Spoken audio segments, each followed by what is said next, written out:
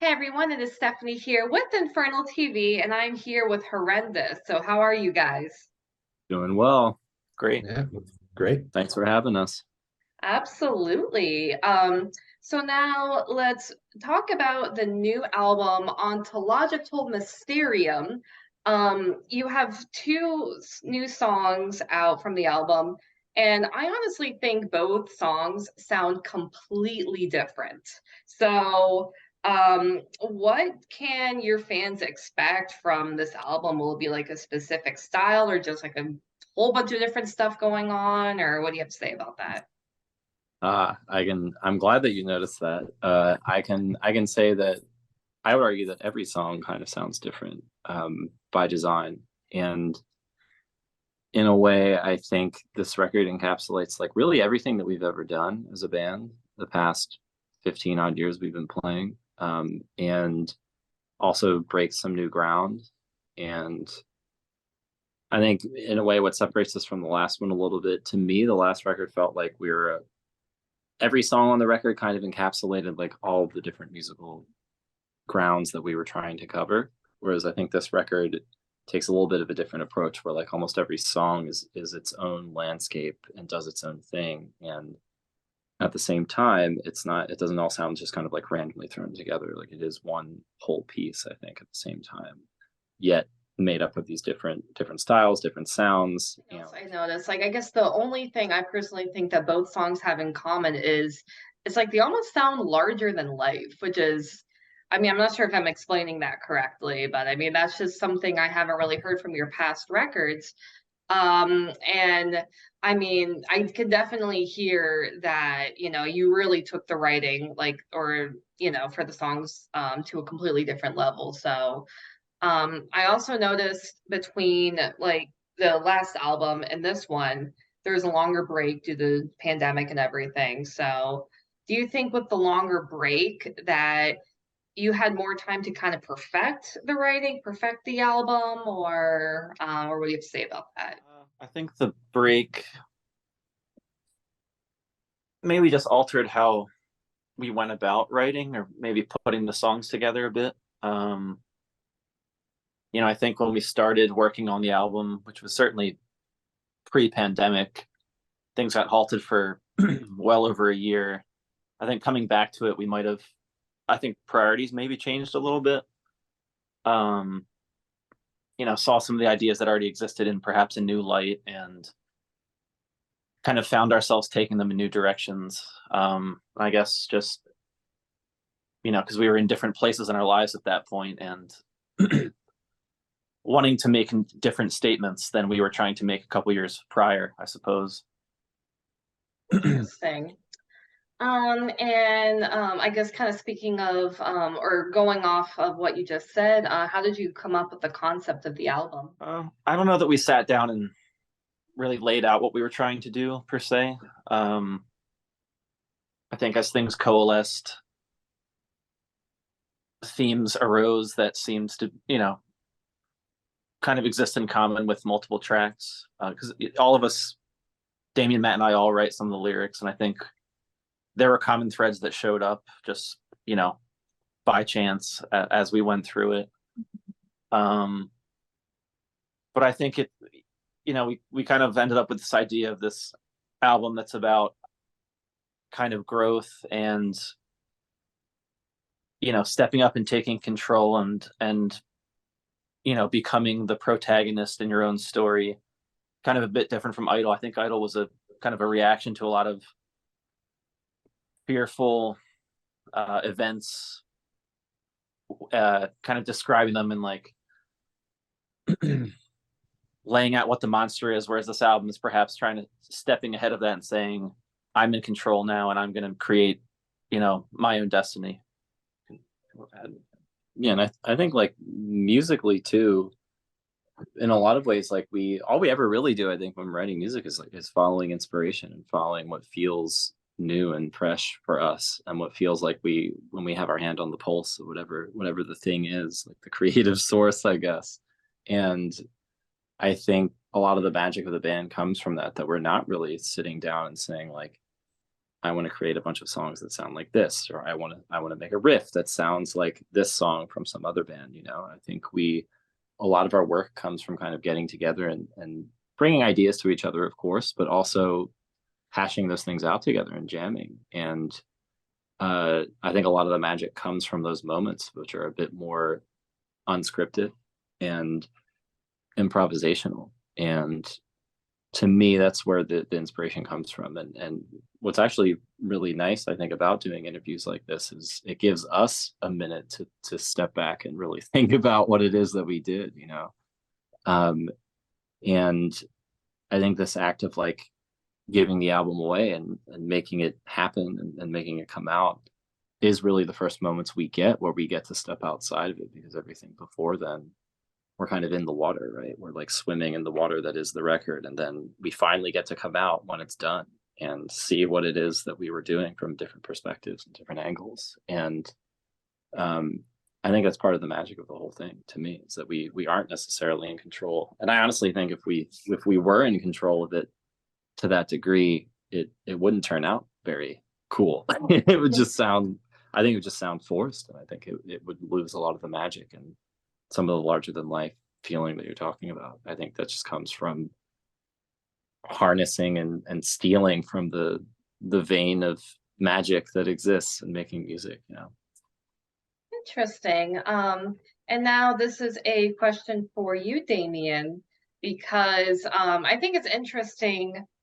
I mean, I guess I'll just briefly say this so this question makes sense. Like, you as both a musician, songwriter for the band, and also an engineer, because how I look at like the engineer for an album, it's almost like another member of the band who's kind of giving their input and objectively, you know, like giving ideas and suggestions and making some changes. And I feel it's interesting that, you know, you are also fulfilling that role as well. So is it hard to kind of like objectively look at the music you wrote and composed and say, okay, well, I think this will be better, like, you know, maybe changing this around, or maybe adding this, or taking this away? Or do you think it's like kind of natural that you do fit this role? Or what do you think, like, or I guess, what are your thoughts on that?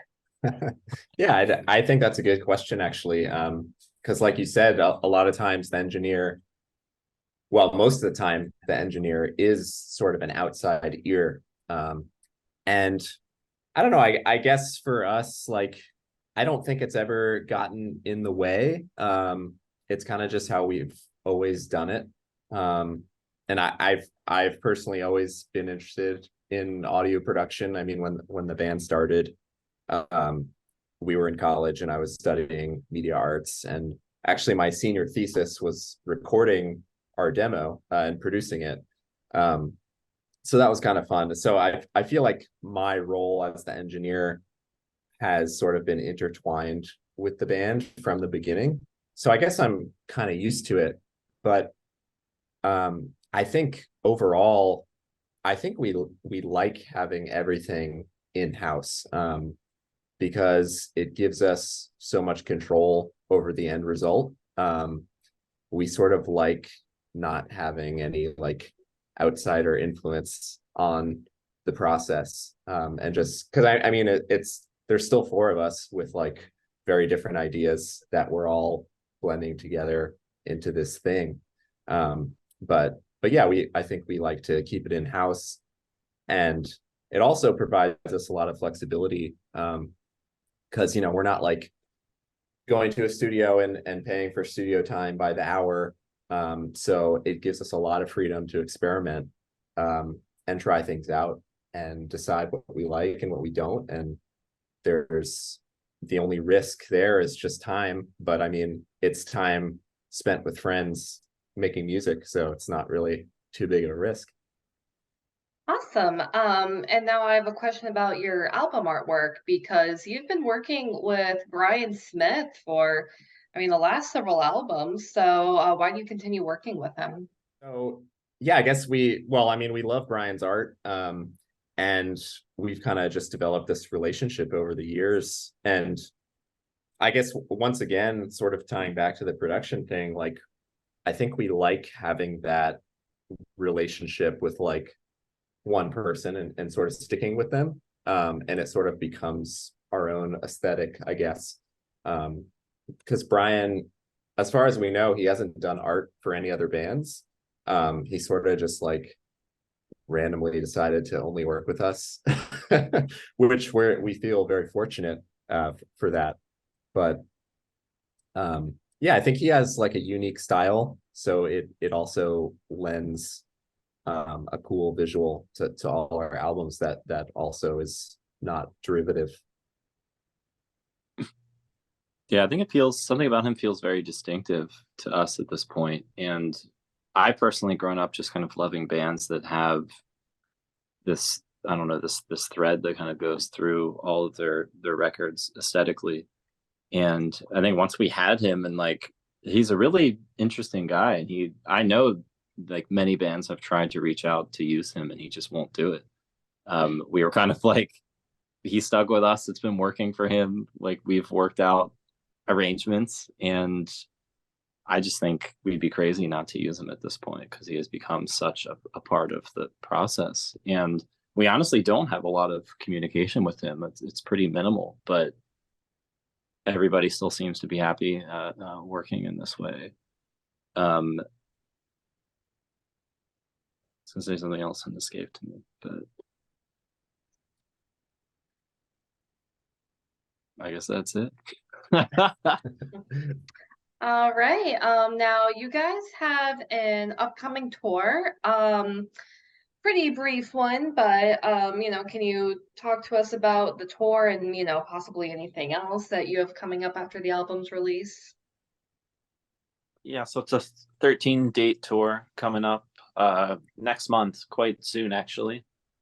Going down into Texas for 5 dates. There's a date in Arizona and then 7 in California. This just came together because number one, we just had some nice contacts in some of these places, but also aside from LA and Oakland, we either number one haven't played some of these places since 2017 or never have played them. So we're covering a lot of new or very old ground, I guess you could say. So we thought that would be nice. And yeah, try out some of the new songs on the road. And moving forward, we're going to definitely have some additional tour dates set up. Some things are in the works, but nothing, we're not going to announce any of that for a little bit of time, probably. Yeah, once we figure things out. But more will follow with time for sure. I'm sure it'll end up being more like regional spurts where it's like, we're going to do the East Coast now, or like the Midwest or Europe or something. I think we're just going to, with the way things are with our lives right now, we're going to have to break things into different legs, but we're hoping to play a lot more than we did for the last record. So nice, that's awesome. And then I guess this next question, I'm just focusing on your sound overall, because I do feel like you have a very fresh take on extreme metal in general, and then going on to what Mr. Knox was saying earlier about how it's unique that when you do write music, it's like a collaborative effort. You all get together and new ideas come out, not like, oh, we're sounding like this. But I mean, I guess I just want to talk about the importance of being individualistic, kind of having a fresh take on, everything that's been done in this genre and kind of taking it in a different direction. I think for me, a lot of it has been being really unafraid to let our individual personalities come through in what we're doing, and not being afraid to experiment too, as Damian was saying earlier. Because of course, like we're certainly rooted in older sounds and older styles, but I think that we like to envision that we're taking those things and bringing them into a dimension that hasn't been done, and something that is new. I think at the end of the day, we're really striving to make something that is new, something that is fresh, even if it has elements that are familiar. And I think just with how many years that we've been playing and how safe that we feel with each other, bringing wild ideas to the table, and kind of getting away from, I mean, just death metal at this point is kind of a genre that a lot of it is nostalgia, I think, that's just being put to tape. A lot of it is kind of following in footsteps and playing to the same tropes that have been around for a long time, and using sounds and like ways of singing and ways of playing and even ways of writing songs that are safe. And I think with this record, we really wanted to step outside of what is safe and just do what we wanted and do what is reflective of us as people. And one of the things that I think is a huge difference between this and prior records for us is just the amount of vocal experimentation that we did. There's so many different voices on here. Some of them are completely absurd. Some of them there's like highs, there's lows, there's clean, there are like whispers, the whole gamut is there. And I think that's representative just of how exploratory, I guess, that we were being, and how unafraid we were to step outside of the box a little bit.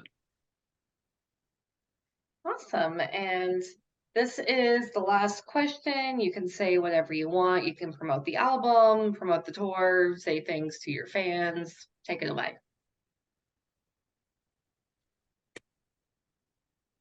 Let's go. Do it up, D.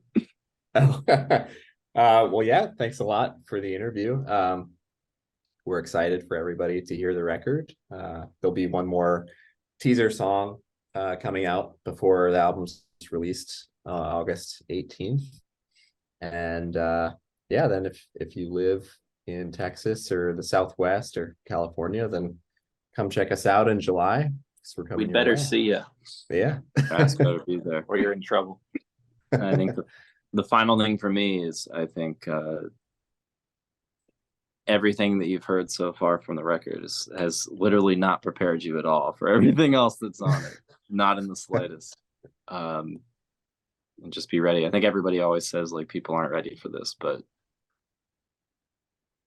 there's just no possible way that people could be prepared for what is hiding within this record, I think. And I'm really excited for people to hear that and to hear the insane reactions that will occur after it. All right, awesome. Thank you to everybody who checked out the interview. As you know, these Damian just mentioned, Ontological Mysterium will be released August 18th. Next month they have a tour around the Southwest US, so definitely check out those shows if you're in those areas. And yeah, it seems like Horrendous has a lot of awesome stuff coming up, so definitely keep up with everything they're doing and stay metal. Thank you again for checking out the interview.